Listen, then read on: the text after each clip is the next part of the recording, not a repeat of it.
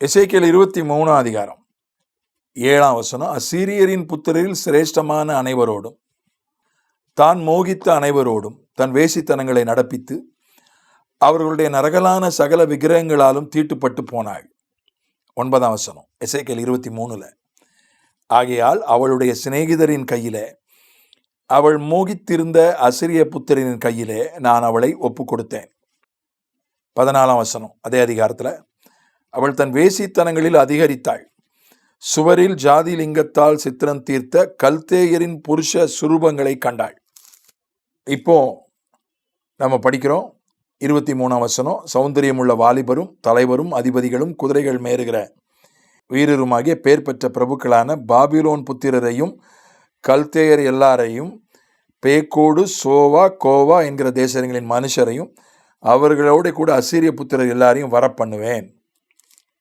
இங்கே 2 துண்டா நாடு பிரிஞ்சிருந்தது. ஒன்று சமாரியா, இஸ்ரவேல் தலைநகரம் சமாரியா.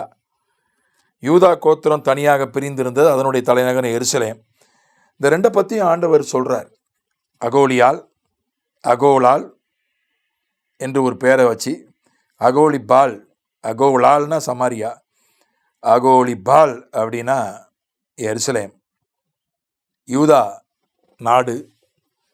இந்த 2 நாட்டுக்கும், இந்த 2 நாட்டு கதையும் ஆண்டவர் சொல்கிறார். ஏன் நீங்கள் அடிமைத்தனத்துக்கு போனீங்க, சிறையிருப்புக்கு போனீங்கன்னு ஆண்டவர் கதையாக சொல்கிறார்.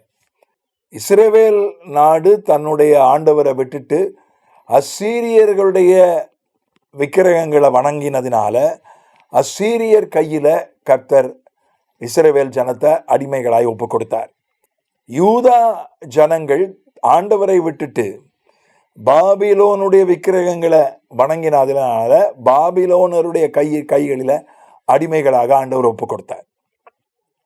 ஆண்டவரை வணங்கினா நம்ம யாருக்கும் அடிமையாக மாட்டோம், நம்ம யாருக்கும் அடிமையாகவும் விட மாட்டார். புருஷன் மனைவிக்கு அடிமையாக வேண்டியதில்லை, மனைவி புருஷனுக்கு அடிமையாக வேண்டியதில்லை. அதுதான் ரொம்ப நெருக்கமான உறவு, ரொம்ப அனுசரித்து போக வேண்டிய உறவு. அந்த உறவிலேயே அடிமைத்தனம் தேவையில்லை, கூடாது என்று ஆண்டவர் 1 கொரிந்தியர் 7 சொல்கிறார். மனுஷர்களுக்கு அடிமையாக ஆண்டவர் விடவே மாட்டார். அவரை ஆராதிக்கும் போது அவரை விட்டுட்டு வேற எதையாவது ஆதரிச்சா ஆண்டவர் நம்மை மனிதர்களுக்கு அடிமைகளாக ஒப்பு கொடுக்கிறார். அதைத்தான் உபாகமம் 28 அதிகாரத்திலும் நம்ம படிக்கிறோம். உபாகமம் 28 ஆண்டவர் சொல்கிறார், நீ என்ன விட்டுட்டு போய் வேற எதையோ யாரையோ நீ வணங்கினால் என்ன ஆகும் அப்படின்னு ஆண்டவர் சொல்கிறார். உபாகமம் 28:15, இன்று நான் உனக்கு விதிக்கிற உன் தேவனாகிய கர்த்தருடைய எல்லா கற்பனைகளின்படியும் கட்டளைகளின்படியும் நடக்க கவனமாய் இருப்பதற்கு அவர் சத்தத்திற்கு செவிகொடாதே போவாயாகில் இப்பொழுது சொல்லப்படும் சாபங்களெல்லாம் உன்மேல் வந்து உனக்கு பலிக்கும். ஆண்டவருக்கு செவி கொடாமல் போயிட்டா என்ன நடக்கும் என்று சொல்லப்பட்டிருக்கிறது. 13 வசனம், இன்று நான் உங்களுக்கு விதிக்கிற வார்த்தைகள் யாவையும் விட்டு விலகி வேறே தேவர்களை சேவிக்கும்படி நீ வலதுபுறம் இடதுபுறம் சாயாமல். வேறே தேவர்களை சேவிக்காம என்னை மட்டும் பிடிச்சிக்கிட்டீன்னா 14 வசனம் சொல்கிறது, நீ வாளாகாமல் தலையாவாய், கீழாகாமல் மேலாவாய். 12 வசனம் சொல்கிறது, நீ அநேக ஜாதிகளுக்கு கடன் கொடுப்பாய், நீ கடன் வாங்காதிருப்பாய். ஆண்டவரையே பிடிச்சிக்கிட்டு இருந்தோம்னா தலையாகலாம், கடன் வாங்காமல் கடன் கொடுக்கலாம். ஆனால் ஆண்டவரை விட்டுட்டு வேற எது பின்னாலேயோ யார் பின்னாலேயோ போயிட்டா என்ன நடக்கும்? உபாகமம் 28 என்ன சொல்லப்பட்டிருக்கிறது என்றால், நீ மற்றவங்க கிட்ட கடன் வாங்குவாய். 44, அவன் உன்னிடத்தில் கடன்படான், நீ அவனிடத்தில் கடன்படுவாய், அவன் தலையாயிருப்பான், நீ வாளாயிருப்பாய். 43, உன் நடுவில் இருக்கிற அந்நியன் உனக்கு மேற்பட்டு மேன்மேலும் உயர்ந்திருப்பான், நீ மிகவும் தாழ்த்தப்பட்டு போவாய். அவன் உன்னிடத்தில் கடன் படான், நீ அவனிடத்தில் கடன் படுவாய். அவன் தலையாயிருப்பான், நீ வாளாயிருப்பாய். அதனால ஆண்டவரை விட்டுட்டு எது பின்னாலேயோ யார் பின்னாலேயோ போயிட்டா அந்நியன் நமக்கு மேற்பட்டு மேலே உயர்ந்து போயிடுவான், நாம் தாழ்த்தப்பட்டு போய்விடுவோம்.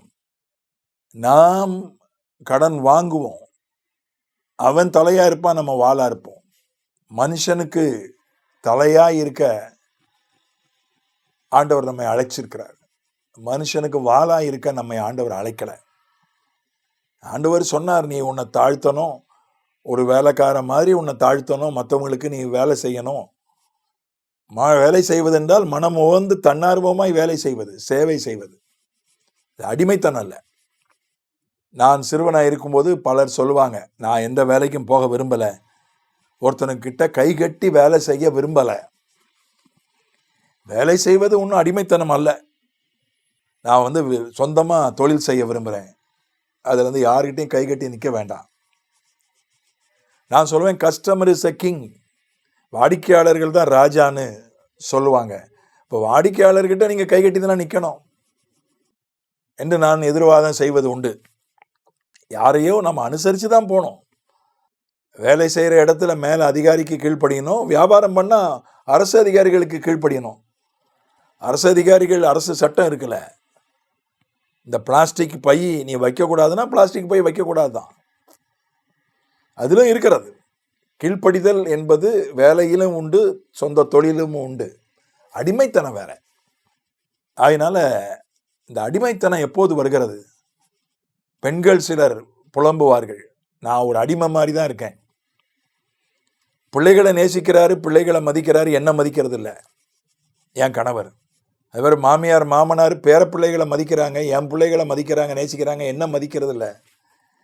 ஒரு அடிமையாக வச்சிருக்கிறாங்க, வேலை வாங்குறாங்க, எனக்கு எந்த உரிமையும் சலுகையும் கிடையாது, நான் ஒரு வேலைக்காரி, அவங்களுக்கு அவ்வளோதான், சமையல்காரி என்று சொல்லுகிற சிலரை நான் கேட்டிருக்கிறேன். அப்படிப்பட்டவங்களுக்கு உங்கள் குடும்பத்திலேயோ உங்கள் சபையிலையோ அல்லது நீங்கள் உங்கள் தொழிலையோ வேலையிலையோ ஊழியத்திலேயோ உங்களை அடிமையாக வச்சுருக்காங்கன்னா நீங்கள் ஆராய்ஞ்சு பார்க்க வேண்டியது அவசியம். நான் கர்த்தரை பிடிச்சிட்டு இருக்கிறேன்னா வேற எதையோ யாரையோ பிடிச்சிட்டு இருக்கிறானா ஆராய்ந்து பார்க்கணும். தாழ்த்துவது என்பது வேறு, வேலை செய்வது என்பது வேறு, அது அடிமைத்தனம் அல்ல. ஆனால் உண்மையிலேயே நாம் ஒரு வாளாக தான் இருக்கிறோம் என்றால் ஏதோ பிரச்சனை இருக்கு, ஏதோ தப்பு இருக்கு, நம்ம ஆராய்ந்து பார்க்கணும். நம்முடைய நம்பிக்கை ஆண்டவர் மேலே தான் இருக்கா, இல்லை வேற யார் மேலே எது மேலே வைத்திருக்கிறோமா என்று ஆராய்ந்து பார்க்க வேண்டியது அவசியம். ஆண்டவர் நமக்கு உதவி செய்வாராக, நம்மை தலையாக்குவாராக, மற்றவர்களுக்கு கடன் கொடுக்கும்படி ஆசீர்வதிப்பாராக. ஆமென்.